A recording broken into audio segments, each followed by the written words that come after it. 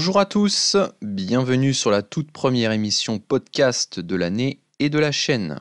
Avant toute chose, je vous souhaite à tous une excellente année 2020, remplie de réussite, d'amour, d'argent et surtout de bonne santé et de bonne humeur. J'espère que vous avez pris de bonnes résolutions et surtout que vous allez les tenir. D'ailleurs, je ne sais pas vous, mais moi je trouve que 2020 c'est un chiffre qui paraît vraiment futuriste. D'ailleurs, Marty McFly, lorsqu'il était allé dans le futur, c'était en 2015, donc déjà il y a 5 ans. Tout ça pour dire que le temps passe plus vite que l'on ne le pense souvent, et qu'il faut donc s'empresser d'agir pour pouvoir réaliser ce que l'on veut réaliser. Parce que le plus important pour avoir une chance d'y arriver, c'est le passage à l'action. Donc s'il y a une chose que vous devriez retenir aujourd'hui, c'est celle-là. Et si vous n'avez pas encore pris de bonnes résolutions, je vous invite à le faire dès maintenant et à les partager dans l'espace commentaire.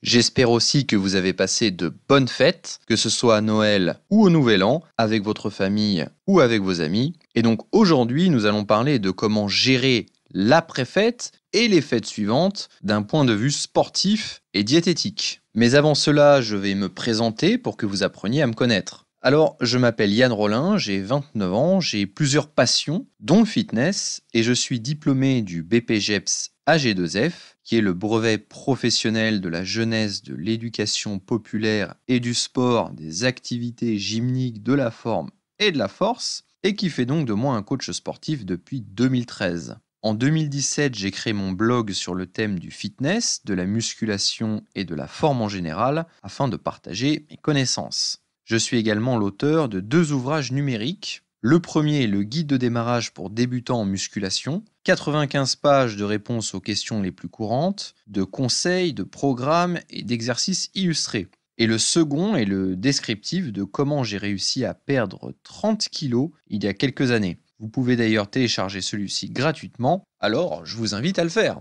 Enfin, je suis aussi le créateur de Fitness T-shirt, qui est une boutique en ligne dans laquelle je vends des vêtements avec des imprimés en rapport avec le fitness. Je vous mets tous les liens dans la description. Entrons à présent dans le vif du sujet. Vous savez comme moi que traditionnellement, la période des fêtes est une période très chargée en calories. Il y a bien souvent de nombreux plats, eux-mêmes souvent déjà bien riches. Il y a souvent plus d'alcool qu'à l'accoutumée, à la fois en apéritif et à table, des amuse-bouches avant de passer à table, puis 1 ou 2 entrées bien caloriques, un plat très riche, voire 2, et un dessert très sucré. On a donc des repas à la fois plus gras, plus sucrés et plus alcoolisés. Si vous êtes intéressé, vous pouvez aller lire la saga des repas de Noël, qui est une somme d'articles que j'avais rédigés l'année dernière et dans laquelle je détaille les propriétés des différents plats traditionnellement servis pendant les fêtes. Vous pourrez ainsi prendre connaissance de leurs qualités réelles et indéniables, mais aussi des problèmes qu'ils comportent parfois, surtout lorsque consommés en excès.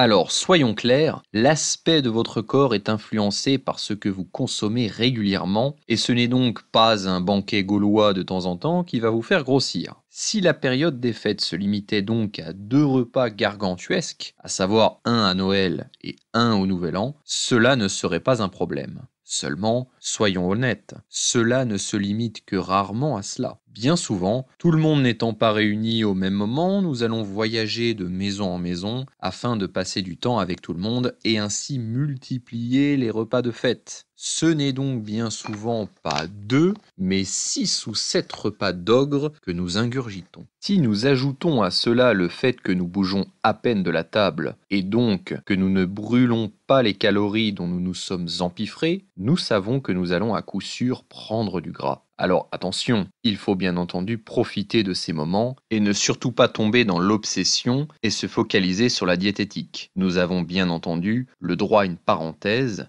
et je vous invite donc à être serein par rapport à tout cela. Cela dit, parlons de la manière dont vous devriez gérer cette période. Le premier conseil que je puisse vous donner, c'est d'avoir une bonne hygiène de vie durant l'année, car c'est ça la clé. Si vous êtes raisonnable la plupart du temps, les excès seront aisément compensés. Alors, qu'est-ce qu'une bonne hygiène de vie? Eh bien, c'est manger équilibré, varié, sain et avoir une activité physique régulière. Il s'agit là tout simplement des conseils de base connus de tous, mais encore faut-il les appliquer. Le deuxième conseil pour limiter l'impact des repas de fête serait de faire un petit régime hypocalorique, non pas après les fêtes, mais avant. Ainsi, vous ne prendrez pas peur début janvier en voyant de nouveaux kilos indésirables. Pour ceux qui font de la musculation, il peut être intéressant d'organiser son emploi du temps annuel de sorte que vous finissiez une sèche juste avant Noël afin de débuter votre prise de masse au moment des fêtes. Attention, il faudra dans ce cas s'entraîner pendant cette période pour maximiser l'anabolisme. Si vous souhaitez en revanche brûler des calories durant la fin d'année, vous devrez trouver du temps pour éliminer entre 2 tranches de foie gras. Pour cela, le plus efficace est de coupler la musculation avec le cardio. La musculation permet d'élever le métabolisme de base, c'est-à-dire la combustion des calories durant les phases de repos, et le cardio à intensité modérée permet la combustion directe des graisses via ce que l'on appelle la lipolyse. Pour cela, il faut effectuer une activité travaillant le système cardiovasculaire, comme la course à pied, le vélo ou même la marche rapide, de telle sorte que le rythme cardiaque atteigne le seuil de lipolyse. Alors là, soyez bien attentifs car il va falloir sortir la calculette. Vous devez tout d'abord calculer votre fréquence cardiaque maximale. Pour cela, je vais vous présenter 2 méthodes. La première consiste à prendre son pouls après un test de terrain. Après vous être réchauffé au moins 20 bonnes minutes, vous courez en augmentant votre cadence toutes les 30 secondes jusqu'à arriver au maximum de vos capacités. Prenez immédiatement votre pouls et vous connaîtrez votre fréquence cardiaque maximale. Cette méthode est la plus fiable mais la plus éprouvante et on ne peut pas forcément la faire à tout âge ou à tout niveau. La deuxième méthode pour connaître sa fréquence cardiaque maximale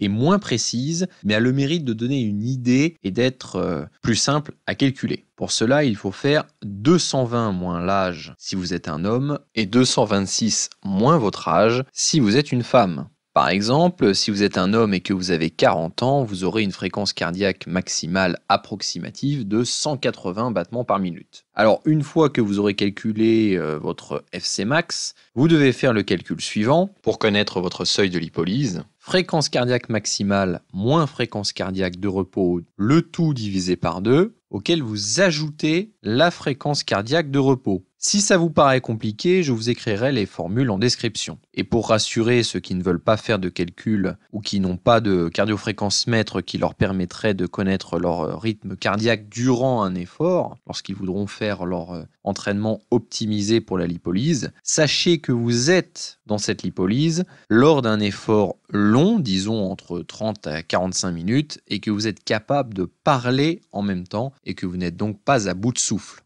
Donc ça, c'était pour ce qui est du cardio classique, pour brûler du gras. Mais je tiens à présent à vous présenter également l'entraînement en HIIT. Alors ce HIIT-là n'a rien à voir avec la musique, c'est un HIIT avec 2 I et qui signifie High Intensity Interval Training, c'est-à-dire entraînement fractionné de haute intensité. Le principe est d'effectuer un exercice cardio intense, entrecoupé de récupération active. On peut par exemple effectuer 30 secondes de sprint, 30 secondes de marche rapide, à nouveau 30 secondes de sprint, etc. La séance sera plus courte, mais plus intense qu'une séance de cardio modéré, et elle aura une meilleure efficacité. Il a d'ailleurs été prouvé que le corps va continuer à brûler des calories après la séance, ce qui signifie qu'il y aura une augmentation du métabolisme, comme avec la musculation.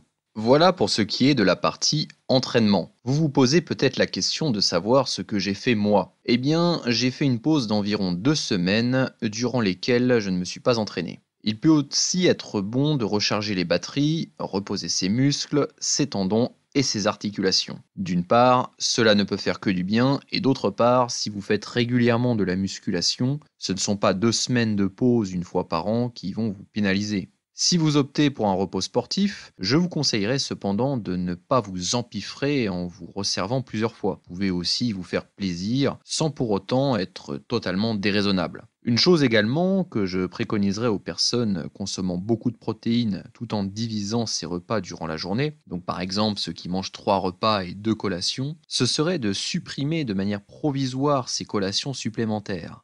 Cela fera des calories en moins qui compenseront les repas de fête et vous ne perdrez pas de muscle pour autant en si peu de temps, surtout étant donné le fait que vous ne serez pas en déficit calorique durant cette période.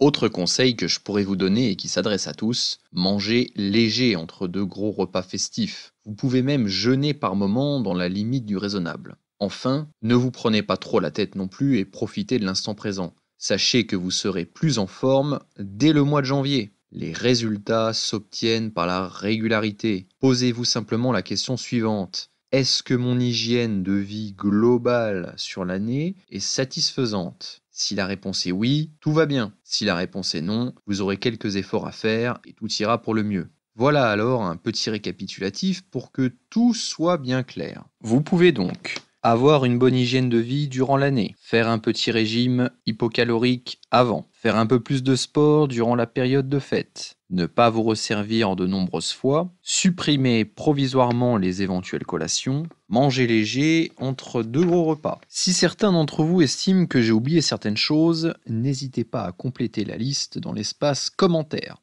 Donc maintenant que nous sommes en janvier et que les fêtes sont passées, regardez où vous en êtes physiquement et faites ce qu'il faut en conséquence. Je vous donne un exemple. J'ai pris un peu de graisse, pas beaucoup mais juste un peu. Je vais perdre ce léger surplus qui devrait me prendre environ 2 semaines avant de commencer ma prise de masse. Une prise de masse qui sera raisonnable et basée sur la consommation d'aliments sains. Je vous apprends ou vous rappelle la règle applicable durant l'année hors fête. Une excellente alimentation toute la semaine et un repas de relâche maximum. La tentation est grande et je vous rappelle que nous allons arriver ensuite à l'épiphanie, puis la Chandeleur, Pâques, la fête de la tartiflette à Saint-Didier-sur-Groseille, etc.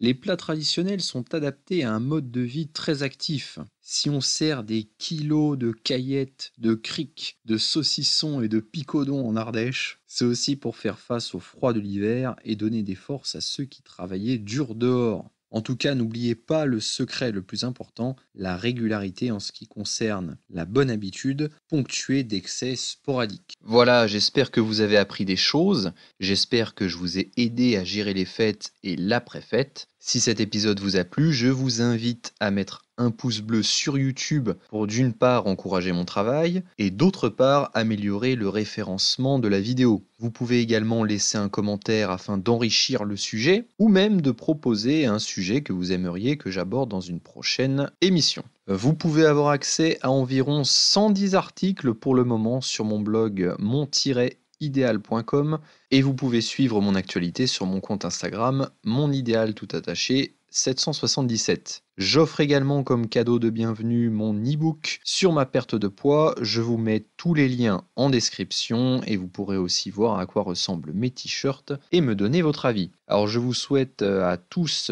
encore une fois une fantastique année 2020. Tous mes vœux de bonheur, d'amour, de santé, de prospérité et de muscles. Sur ce, je vous donne rendez-vous le vendredi 17 janvier pour une nouvelle émission et bien avant sur les réseaux sociaux. Longue vie à vos muscles, l'hypertrophie vaincra.